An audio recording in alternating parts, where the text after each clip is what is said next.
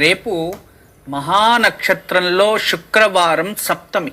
ఎప్పుడే కానీ మృగశిర నక్షత్రంతో సప్తమి కలిస్తే అది సంతాన సప్తమి అవుతుంది. అలా రేపు శుక్లపక్షంలో సంతాన సప్తమి విశేషమైన వ్రతాన్ని ఆచరించవచ్చు. శ్రీకృష్ణుల వారు ముందు గోధుమ పిండితో 2 ప్రమిదలు చేసి అందులో నెయ్యి పోసి దీపం వెలిగించి కృష్ణుడికి పూజించి కృష్ణుడికి ఇష్టమైన అటుకలు బెల్లం నైవేద్యం పెట్టి వెన్న నైవేద్యం పెట్టి పూజించి అదే సమయంలో సూర్యాష్టకాన్ని విష్ణునామాలని పారాయణం చేసుకొని కృష్ణ అష్టకాన్ని పారాయణ చేసుకొని దాని ప్రసాదాన్ని పిల్లలకి పంచడం వలన పిల్లలకి ఏదైనా దోషాలుంటే మీ పిల్లలకి ఆ మహావిష్ణు రక్షణ ప్రాప్తిస్తుంది.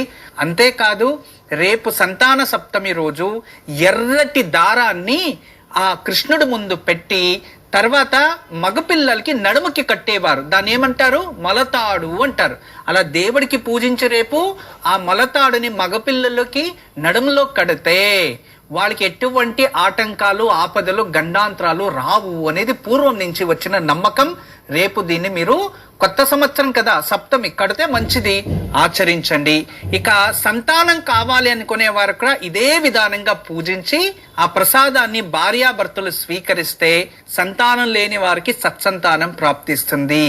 ఇదే సంతాన సప్తమి విశేషం.